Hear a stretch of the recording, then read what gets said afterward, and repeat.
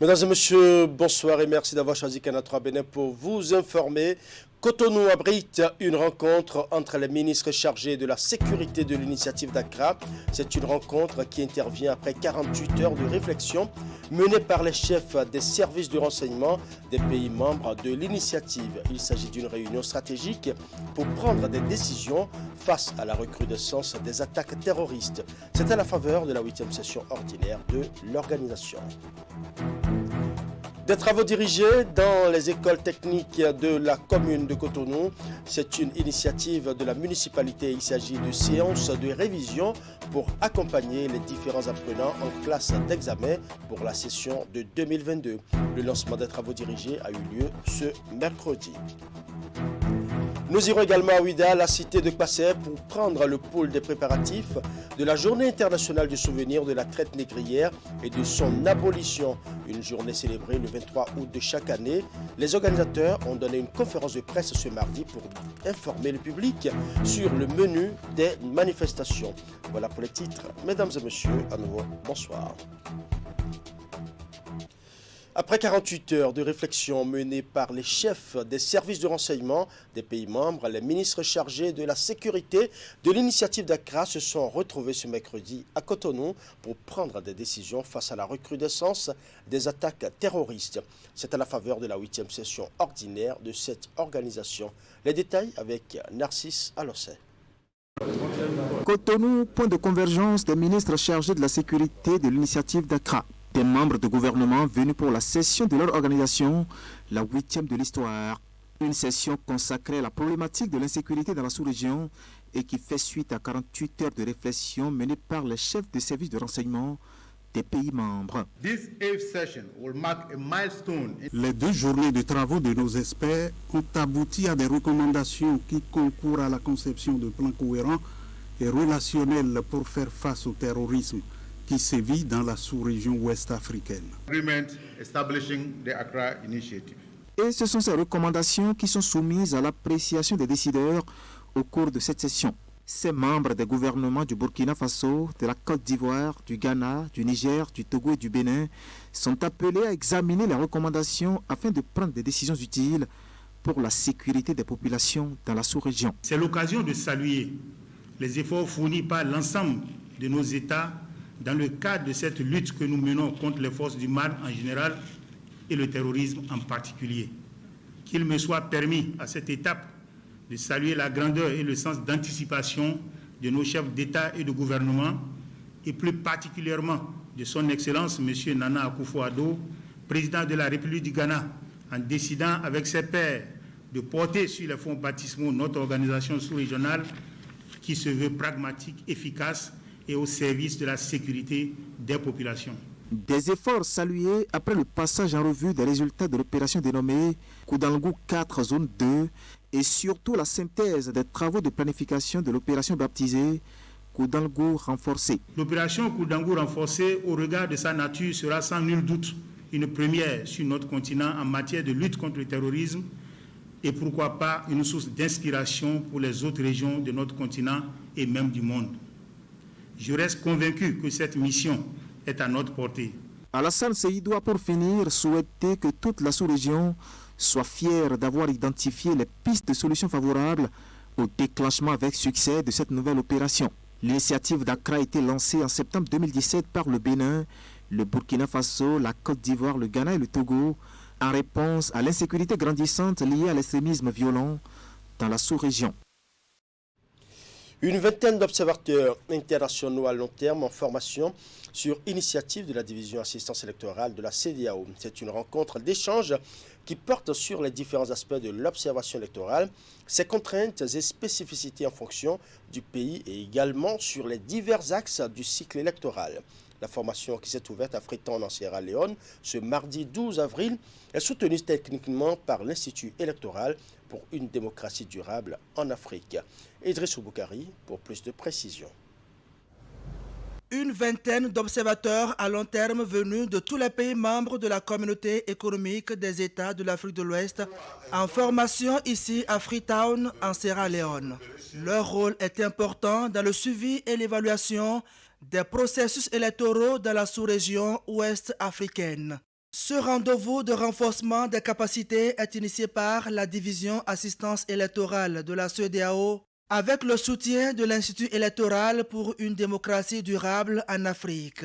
Dans une démarche méthodologique appropriée, toutes les étapes du cycle électoral seront passées en revue pour consolider leur savoir-faire en matière d'observation électorale.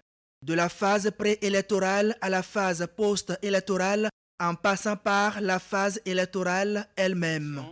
Il peut essayer de se focaliser sur la mise en œuvre même de l'agenda ou du chronogramme électoral et donc les questions de planification et évidemment évaluer la campagne électorale et toutes les activités qui s'y déroulent. Ça, c'est dans le cadre de l'observation de long terme. Et le jour du vote, voir comment les opérations électorales se sont déroulées. Et évidemment, si elles se sont déroulées dans le respect des prescrits de la loi et en conformité avec les standards sous-régionaux, régionaux et internationaux. Et dans la phase post-électorale, leur rôle est aussi d'évaluer les questions relatives à la compilation et à la proclamation des résultats, l'acceptation des résultats par les différents candidats et le contexte politique post-électoral. Chacun dans son domaine. Quels sont les points principaux, les points sur lesquels ils doivent s'accentuer dans leur analyse, la méthodologie de travail. Nous avons revu tout ça et afin qu'à la fin de cette formation, chaque observateur soit aguerri et améliore la qualité des rapports que nous faisons. Pendant 3 jours donc, ces observateurs internationaux seront entretenus et outillés sur les différentes thématiques relatives à l'observation électorale dans son ensemble. Chacun, en soi, doit pouvoir savoir d'abord quel est le domaine dans lequel il peut faire les analyses pointues, des analyses qui peuvent aider à avoir un rapport de qualité. C'est surtout ça, les rapports de qualité qui reflètent la réalité. On leur a montré que leur rapport suit un processus jusqu'au président de la commission. Donc, si le rapport est erroné, ça va jusqu'au président de la commission et ce rapport doit guider le président de la commission pour prendre une décision. Si le rapport est erroné, il est normal que la décision soit erronée aussi. Cette formation est organisée dans le cadre du partenariat qui existe entre l'Institut électoral pour une démocratie durable en Afrique et l'organisation ouest-africaine. La division assistance électorale de la CEDEAO veut dynamiser l'opération d'observation électorale à long terme afin de contribuer davantage à promouvoir la tenue des élections libres, équitables et transparentes qui reflètent le choix des peuples au sein de l'espace communautaire. Parlons à présent des efforts du gouvernement pour garantir une couverture nationale en eau potable avant l'année 2030. Des contrats sont signés à cet effet avec des opérateurs privés sélectionnés après un appel d'offres international. Une procédure officialisée par la cérémonie de signature de contrats d'affermage des ouvrages hydrauliques et d'alimentation en eau potable en milieu rural. Suivons. Des signatures apposées pour officialiser des contrats d'affermage qui lie l'État béninois des opérateurs privés autour de la production et la distribution d'eau potable en milieu rural. Un exercice voulu pour justifier un constat. Le constat qui nous mène vers la justification est un constat de l'état d'exploitation et de maintenance des ouvrages que nous sommes venus voir en 2017, avec un taux de panne très, très élevé et surtout avec une disparité de tarifs et d'absence de régulation totale. Vous avez des endroits du Bénin où l'eau potable en milieu rural, en mètre cube, se chiffre jusqu'à 2000 francs le mètre cube, alors qu'à certains endroits, vous les avez à 500 francs le mètre cube, à 400 francs le mètre cube. Donc, il était question de remettre de l'ordre. Mettre de l'ordre avec un cadre juridique assorti d'obligations. Du coup, l'appel a été fait aux professionnels du domaine et 2 consortiums ont été sélectionnés. Il s'agit du groupement Soned International Bus Agiture et du groupement Eranov Vernier Hydro Uduma.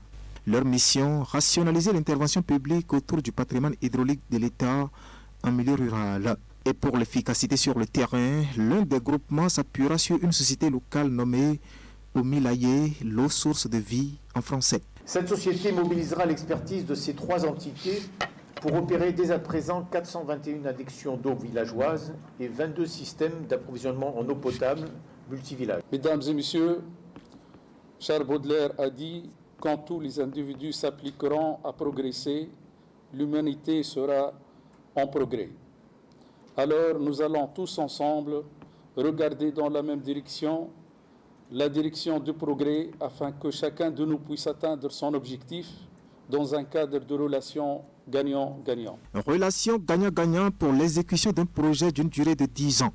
Pendant ce délai contractuel, ces opérateurs auront à charge d'approvisionner près de 9 millions de Béninois. Donc on pense que on privatise le service de l'eau, ce n'est pas de la privatisation. On délègue le service de l'eau potable à des professionnels qui les livrent moyennant rémunération, c'est une prestation, de façon à assurer un service de qualité aux populations. Et nous gardons les risques les plus importants. Donc c'est l'expertise qu'on achète. Cette option qui se caractérise aujourd'hui fera date dans l'histoire de notre pays. Mon vœu est que cette innovation soit marquée en lettres d'or dans les annales de l'histoire de l'eau potable au Bénin. Et pour qu'il en soit ainsi, chacune des parties devra jouer convenablement son rôle.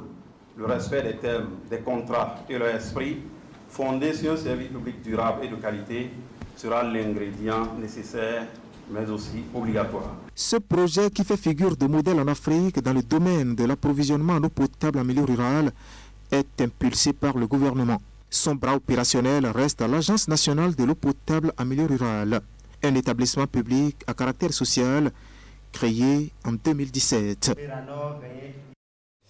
Consolider les efforts de promotion de libre-échange en Afrique, c'est l'objectif principal de l'atelier organisé par la Confédération nationale des employeurs du Bénin, CONEB. Une rencontre pour évaluer l'état de droit, les enjeux et les perspectives du commerce transfrontalier à petite échelle. La rencontre a mobilisé à Cotonou les experts de 6 pays de l'Afrique de l'Ouest. Reportage. Le commerce transfrontalier au cœur de cet atelier régional organisé par la Confédération nationale des employeurs du Bénin CONEB. Une première étape du processus qui s'aligne derrière les objectifs de la zone de libre-échange continentale africaine. À cet effet, ce créneau d'échange entre les acteurs venus de 6 pays de la sous-région entend porter de profondes réflexions sur la petite échelle et l'état de droit afin de mesurer les enjeux et les perspectives des pratiques du commerce entre les États. Une manière pour la CONEB et son partenaire, la Fondation ouest-africaine, de jouer leur partition dans la consolidation des efforts de promotion, mais aussi de la bonne circulation des biens et des personnes pour le développement de la sous-région. Il faut des préalables. Et je crois que nous, secteur privé, en partenariat avec la Fondation ouest-africaine, c'est justement de travailler à trouver les voies communes pour aller vers un consensus et faire un plaidoyer en ce moment-là vers nos dirigeants, vers les États, pour que les accords commerciaux aient du sens. Pendant toute une journée, les experts venus des pays ont approfondi les spécificités du commerce transfrontalier et son impact sur l'économie et surtout le développement de l'Afrique, qui pour eux dispose assez d'atouts pour négocier avec ses partenaires d'autres continents. Le représentant de la délégation ghanéenne qui porte le message d'engagement du président de la Fondation PS a réaffirmé la volonté de ses membres à chercher les défis actuels du commerce transfrontalier. Des engagements que salue le président du Conseil économique et social du Bénin. Et vous le savez à travers le monde déjà que à travers donc le commerce, la promotion du commerce et de l'innovation, également avec la technologie. Il est temps pour l'Afrique de se lever pour que nous soyons en mesure de commercer les uns avec les autres. Harmoniser donc nos positions autour des 40% des ressources naturelles dont nous disposons au monde. 40% des ressources naturelles en Afrique. Réalisons l'émancipation économique de l'Afrique. Envisager une réflexion à travers un atelier sur commerce transfrontalier.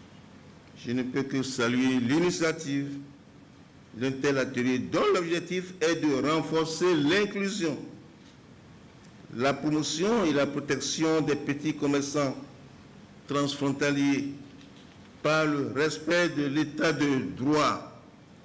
Et pour combler les attentes des participants des 6 pays de l'Afrique de l'Ouest, la CONEB a fait appel à un spécialiste hors pair des questions d'échanges commerciaux. Il s'agit du professeur John Igué, ancien ministre de la République du Bénin, qui a mené déjà plusieurs recherches sur le commerce transfrontalier avec à la clé des propositions concrètes. Cet atelier de Cotonou marque le début d'un processus de promotion de libre-échange afin de booster le développement de l'Afrique. Je l'annonçais en titre, la mairie de Cotonou a procédé ce mercredi 13 avril 2022 au lancement des travaux dirigés dans les écoles techniques de la commune. Ce sont des séances de révision pour accompagner les différents apprenants en classe d'examen pour la section de 2022. Retour sur les temps forts de la cérémonie de lancement avec Ali Momone. Les travaux dirigés démarrent ce mercredi 13 avril 2022 dans les établissements techniques de la commune de Cotonou. C'est à travers une descente de terrain que le premier adjoint du maire Luc Atropo a procédé au lancement de ces activités. Avec sa délégation, ils sont allés constater l'effectivité des TD au lycée Koulibaly de Cotonou et au lycée technique et professionnel de Kondéou. Et quand tu vois dans la maison également, dans tous les lycées, Koulibaly est ici, il faut avouer qu'ils savent ce qu'ils font. La maison est bien entretenue malgré les maigres moyens. Le travail se fait très bien puisque nous avons eu les impressions des étudiants qui sont prêts à faire en sorte que le résultat en fin d'année soit probant. Au cours de la visite, le premier adjoint au maire a eu quelques échanges avec les apprenants. Et comme lui, le discours des responsables de ces établissements se résume à l'importance des travaux dirigés à quelques semaines du démarrage des examens nationaux. Très tôt, nous démarrons les examens. Déjà le 2 mai, nous démarrons les examens. Et donc pour les 4 jours où nous aurons fait les cours de renforcement de la mairie, je crois que ça va les aguerrir pour affronter donc les différentes épreuves des examens qui viennent. Donc c'est une très bonne chose puisque cette année, nous démarrons avec la mairie. Dans l'histoire de l'enseignement technique, c'est la première fois qu'un maire pense renforcer un peu la capacité de nos apprenants, histoire de permettre d'améliorer le résultat des examens. Nous le félicitons beaucoup pour ça. Nous sommes en semaine sainte, en bon catholique. Je demande que Dieu bénisse cette œuvre. Pour les dispositions pratiques, la mairie se dit entièrement disponible pour accompagner ces 2 établissements techniques de la ville afin que les résultats des candidats aux prochains examens soient probants. 3 nouvelles communes bénéficient du projet Assurance pour le renforcement du capital humain Arche. Il s'agit d'Aplahoué, Lalo et Lokossa. Ce sont des communes des départements du Mono et du Koufou. Elles viennent ainsi s'ajouter à Avranco-Ifani, déjà couvertes par ce projet purement social. La cérémonie de lancement officiel de cette extension s'est déroulée ce week-end au centre de promotion sociale d'Aplahoué. Suivant. Après Avranco et Ifani, le projet Assurance pour le renforcement du capital humain Arche vient de s'étendre à 3 nouvelles communes. Il s'agit principalement de son volet assurance maladie, dont bénéficieront désormais les populations cibles d'Aplahoué, Lalo et Lokossa.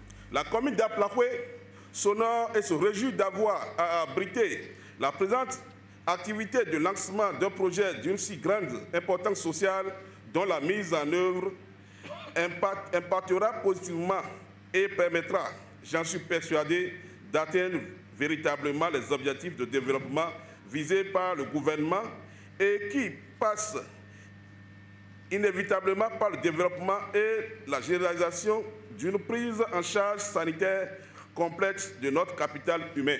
Avec le volet assurance maladie du projet Arche, les populations vulnérables de ces différentes localités auront gratuitement accès aux soins de santé. Il prend en compte les consultations et les traitements dans les centres de santé partenaires du projet. La phase pilote de l'assurance maladie a permis de tester les capacités de nos formations sanitaires à assurer la prise en charge des bénéficiaires de l'assurance maladie. Ce test a révélé quelques zones de faiblesse qui méritent d'être renforcées pour garantir une prise en charge intégrale durant la généralisation. Je saisis alors cette occasion pour inviter les agents des formations sanitaires à améliorer l'accueil, la qualité de l'accueil surtout, réservé à tous ceux qui fréquentent les centres de santé et particulièrement les bénéficiaires de l'assurance maladie de l'État sans discrimination ni stigmatisation. Le projet Assurance pour le renforcement du capital humain ARCH est l'un des volets importants des actions de protection sociale du gouvernement pour le bien-être des couches vulnérables. Pour le gouvernement, l'amélioration des conditions de vie de nos populations est une priorité. C'est pour cela que le projet ARCH est le principal outil de mise en œuvre de la nouvelle stratégie de protection sociale et d'accès aux services sociaux de base pour les citoyens qui en sont souvent exclus. À l'étape de la mise en œuvre du volet assurance maladie du projet ARCH, dans les communes d'Aplaroué, Lalo et Lokossa, les cartes RAVIP sont distribuées aux populations cibles. L'extension sera poursuivie dans les prochaines semaines pour une couverture intégrale du territoire national. Restons dans le registre social avec la distribution de kits alimentaires aux personnes en situation de handicap au sein de la communauté musulmane de Djougou. C'est une initiative de l'association Alpha Tahaka. L'objectif de ce don est d'accompagner ces hommes et femmes vulnérables en cette période de Ramadan marquée par la cherté des produits de grande consommation. Reportage. Cet acte symbolique empreint de générosité consacre la remise de kits alimentaires aux personnes handicapées du Septentrion. Geste de l'ONG Alpha Tahaka, soutenu par son partenaire kouétien Al-Hidaya, en collaboration avec la mairie de Djougou. Ce don de vivre vient à point nommé pour permettre à ces hommes et femmes invalides, tous musulmans, de poursuivre en toute quiétude leur mois de Ramadan. L'association Alpha Tahaka et la mairie de Djougou volent encore une fois de plus aux côtés des handicapés du Septentrion avec des vivres. Ces kits permettront à ces personnes handicapées d'être plus que jamais soulagées. Je remercie le Tout-Puissant. Je remercie l'association Al-Hidaya de Koweït. Composé chacun d'un sac de 25 kg de riz, de 2 litres d'huile végétale, ce panier alimentaire permettra à chacun des 200 bénéficiaires de combler leur déficit alimentaire par ces temps de cherté des produits de grande consommation. Et c'est à juste titre que le représentant de l'Union pour le développement de la commune de Djougou se joint au premier adjoint au maire de la ville pour dire merci aux généreux donateurs. C'est une fierté pour nous de constater, de témoigner cet acte qui mérite vraiment toutes les bénédictions de Dieu. Que Dieu vous accompagne dans cette œuvre salutaire qui ne fait que reculer les rangs de la pauvreté. Je voudrais souhaiter que Allah bénisse cet acte et dit au nom du maire que notre partenariat va se poursuivre comme cela se doit pour le bonheur de nos populations. Dans sa quête permanente de vaincre la fatalité au sein des couches vulnérables du pays, l'association Alpha Tahaka n'entend pas se limiter à ce seul geste. Avant la fin du mois de Ramadan, elle promet d'autres actions d'envergure. Le 23 août de chaque année est célébrée la journée internationale du souvenir de la traite négrière et de son abolition. Le cadre qui accueille l'événement chaque année est la ville de Ouidah. Pour une bonne réussite de l'édition 2022, le comité de commémoration a organisé une conférence de presse ce mardi pour expliquer ce qui se fait en termes de préparatifs. Les détails avec Assimo Kagnan-Siambon. C'est une conférence de presse consacrée aux souvenirs vivaces de la traite négrière et à son abolition qu'a organisé le comité de commémoration du 23 août. Lieu choisi pour l'événement, le Centre culturel de rencontres internationales John Smith à Ouidah, qui en est une illustration et où on pouvait noter la présence des dignitaires du culte vaudou.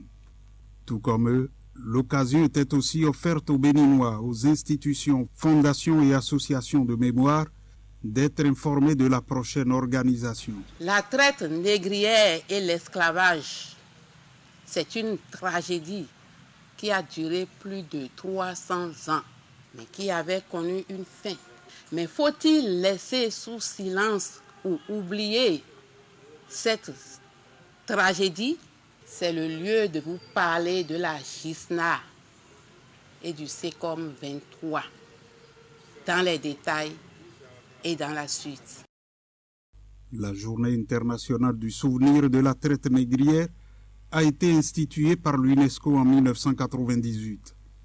Raison, la tragédie qu'était l'esclavage qui s'effaçait de la mémoire de nombre de personnes alors que l'Afrique en avait payé un lourd tribut dont les femmes représentaient 30% des déportés. Alors, le SECOM 23 août vise des objectifs. Notre association a pris ces objectifs de l'UNESCO à son compte pour essayer de l'appliquer à notre pays. Et nous, SECOM 23, nous avons ajouté des objectifs spécifiques.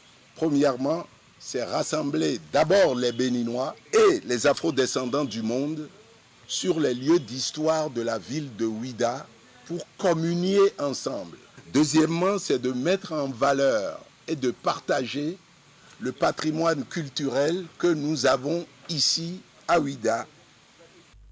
Justement, le SECOM 23 août entend en faire un événement incontournable afin que les populations victimes de la traite négrière et de l'esclavage puissent se rendre à Ouidah pour la célébration. Au cours de la conférence de presse, les objectifs spécifiques ont été énumérés. Maintenant, après la phase difficile que nous avons traversée, il faut relancer les activités de SECOM 23. L'objectif, c'est de faire de la GISNA un levier puissant de souvenir de nos aïeux. Deuxièmement, faire en sorte que ça soit une raison de retour aux sources de la diaspora. Un rappel poignant a été fait en ce qui concerne les rôles importants joués par de braves femmes qui ont lutté pour la liberté des esclaves. Au nombre d'elles, la reine angolaise Nzinga, puis la guadeloupéenne, la solitude mulâtresse dont les actes ne pouvaient passer inaperçus. Pour la commémoration de cette année, le SECOM 23 veut se souvenir encore des 13 millions de captifs et déportés africains victimes de la tragédie que sont la traite négrière et l'esclavage. Parlons à présent du lancement de la 5e édition de formation des jeunes officiels du sport béninois. Ils sont plus de 4500 répartis dans les 12 départements du pays. C'est le Collège d'enseignement général de Saint-Rita à Cotonou qui abrite la formation pour le compte du littoral. C'est un projet conçu et piloté par l'Office béninois du sport scolaire et universitaire pour détecter et éclore les talents sportifs chez ces jeunes qui aspirent à devenir coach, arbitre, secouriste ou reporter sportif. Reportage.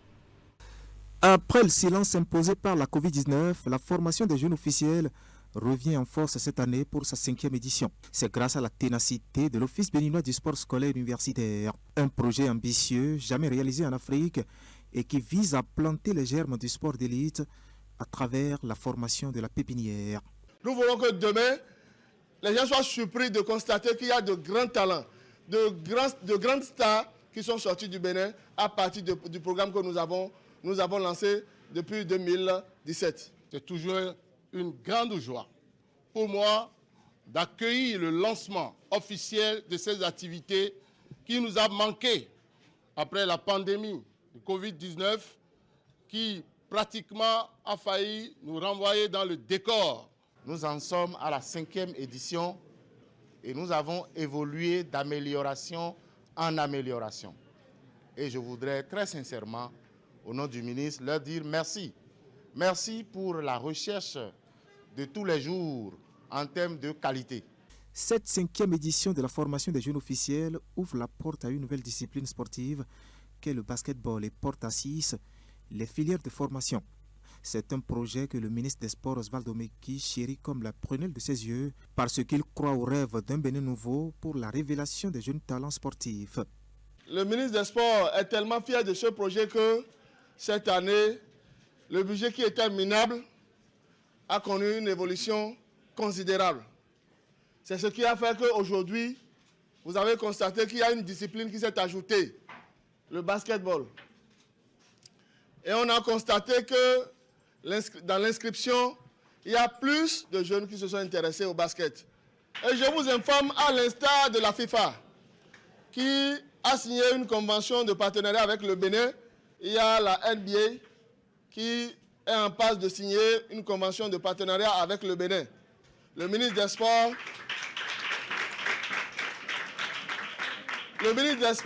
est à pied d'œuvre pour que dans les jours qui viennent, nous ayons une convention de partenariat avec cette grande école de basket qui constitue la NBA. Nous ne nous sommes pas trompés de cible. C'est les meilleures personnes, les personnes qui ont ce professionnalisme, les personnes qui ont ce savoir-faire que nous avons essayé de recruter pour administrer cette formation et nous en sommes heureux. Au nom de mes collègues formateurs, nous vous garantissons que cette mission, nous allons la remplir